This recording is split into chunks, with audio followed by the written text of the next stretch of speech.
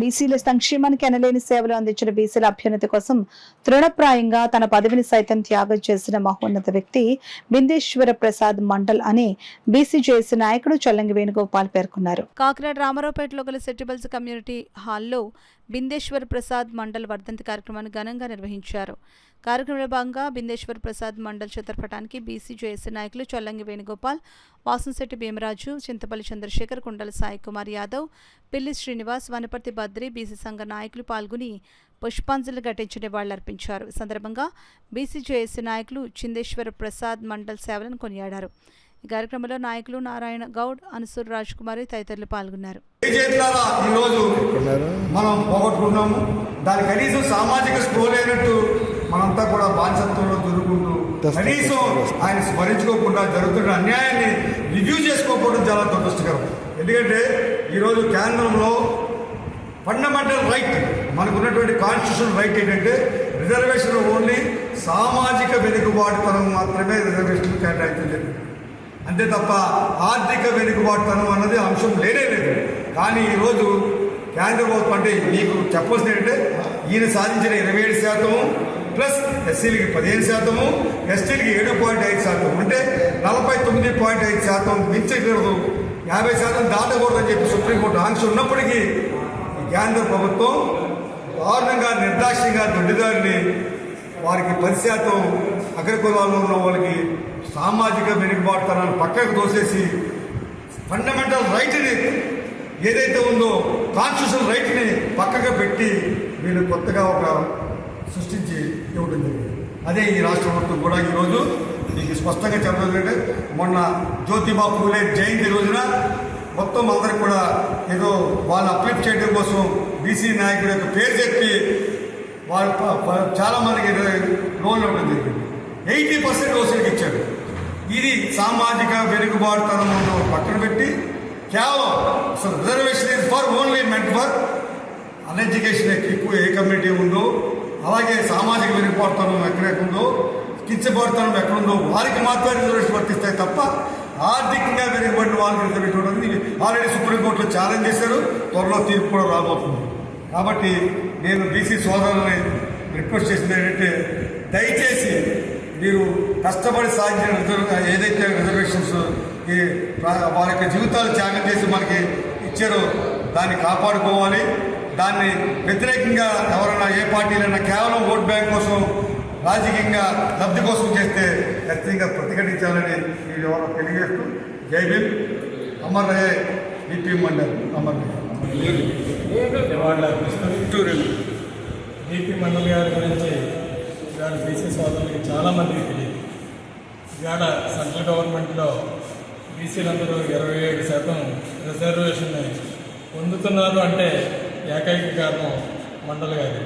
ఇవాళ మరి కేంద్రంలో సెంట్రల్ గవర్నమెంట్లో బీసీకి రిజర్వేషన్ కల్పించాలని, ఉద్యోగాలు రావాలని ఒక ఉద్దేశంతో ఆయన జీవితాన్ని అంకితం చేసి ఇవాళ 27% కూడా రిజర్వేషన్ కారకులైన బీపీ మండేలా గారిని ప్రతి బీసీ సామాజిక వర్గం కూడా గుర్తుంచుకొని ఆయన స్మరించుకోవాలని, 100% ఓబీసీ రిజర్వేషన్ కల్పించాలని కేంద్ర ప్రభుత్వంలో పోరాటం చేసినటువంటి మహనీయుడు బీపీ మండల్ యాదవ్.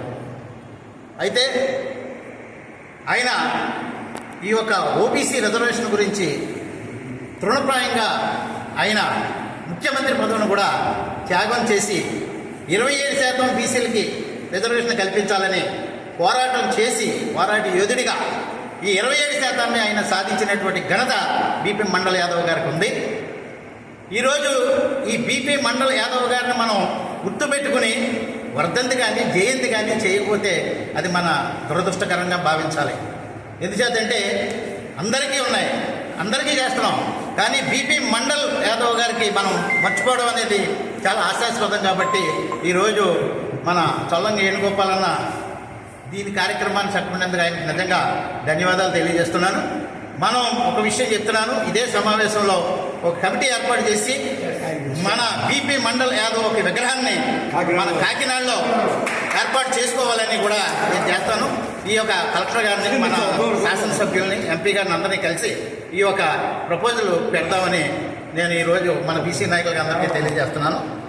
ఈరోజు ఆయనకి వర్ధంతిని అందరూ కూడా చక్కగా చేసినందుకు ఆయనకి ధన్యవాదాలు తెలియజేస్తున్నాను. వాళ్ళు చేయాల్సిన ఏంటి, సోషల్ బ్యాక్వర్డ్నెస్ ఏంటి, ఈ నెట్ల మీద అధ్యయనం చేయడానికి ఒక కమిషన్ ఏర్పాటు చేశారు. అది బీపీ మండలంలో చైర్మన్గా పెట్టి కొంత కమిటీని ఏర్పాటు చేశారు.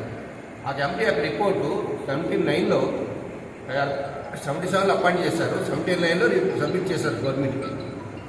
కానీ అప్పుడు జనతా గవర్నమెంట్లో ఉన్న బీజేపీ విడిపోవడము రకరకాల రావడం వల్ల ఆ కమిషన్ పక్కన పడేశారు. తర్వాత ఇంకొక మహానుభావుడు వీపీ సింగ్ ప్రైమ్ మినిస్టర్ ఉండగా 1990లో ఆ యొక్క ఇంప్రూవ్మెంట్ మండల కమిషన్ తీసుకుని 27% రిజర్వేషన్ ఓబీసీలకు ఇవ్వాలి అని చెప్పి ఒక ఆర్డర్ పాస్ చేశారు. దాని మీద ఆ యొక్క ఆర్డర్ పాస్ చేసినందువల్లనే ఆ రోజు వీపీ సింగ్ గవర్నమెంట్ పడిపోయింది.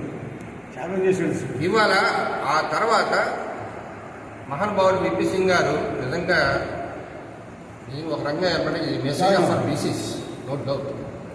అలాంటి వ్యక్తి మండల కమిషన్ రిపోర్ట్ ఇంప్లిమెంట్ చేసినందువల్ల ఆయన ఇప్పుడు లాస్ట్ ఈజ్ చైర్. సబ్సిక్వెంట్గా మళ్ళీ సుప్రీంకోర్టులోని దాన్ని దావా చేశారు, ఏమని దీన్ని చెల్లదు అని. దాని మీద సెంట్రల్ గవర్నమెంట్ కూడా ఆ సెంట్రల్ గవర్నమెంట్ విపరీతంగా ఫైట్ చేసి అప్పుడు 13 జడ్జిలు హయ్యెస్ట్ రికార్డు కాన్స్టిట్యూషన్ బెంచ్ ఏర్పాటు చేసి దానికి రిఫర్ చేశారు ఈ యొక్క మ్యాటర్. అప్పుడు కాన్స్టిట్యూషన్ బెంచ్లో 27% రిజర్వేషన్ ఓబీసీకి చెందవాలని ఇంప్లిమెంట్ చేయాలని చెప్పేసి ఏదైతే సెంట్రల్ గవర్నమెంట్ ఇచ్చిన జీవోని యథాతథంగా ఇంప్లిమెంట్ చేయాలని చెప్పేసి డైరెక్ట్ చేశారు. అప్పటి నుంచి 1992 నుంచి ఇంప్లిమెంటేషన్కి వచ్చింది ఈ జీవో.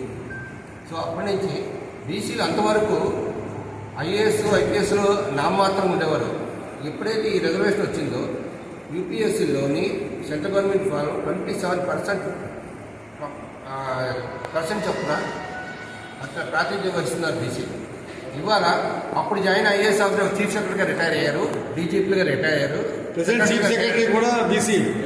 కాబట్టి ఇవాళ నిజంగా చెప్పాలంటే ఎవరైతే దాంట్లో చేసిన వాళ్ళందరూ కూడా పేబ్యాక్ చేయాల్సిన బాధ్యత ఉంది.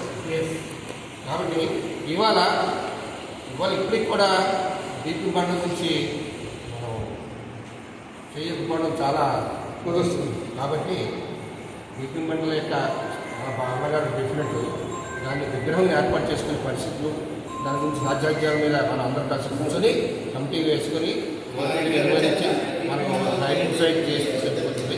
కాబట్టి ఈరోజు ఇంత మహానుభావుడికి వర్ధంతికి ధన్యవాదాలు తెలుసుకోవాలి.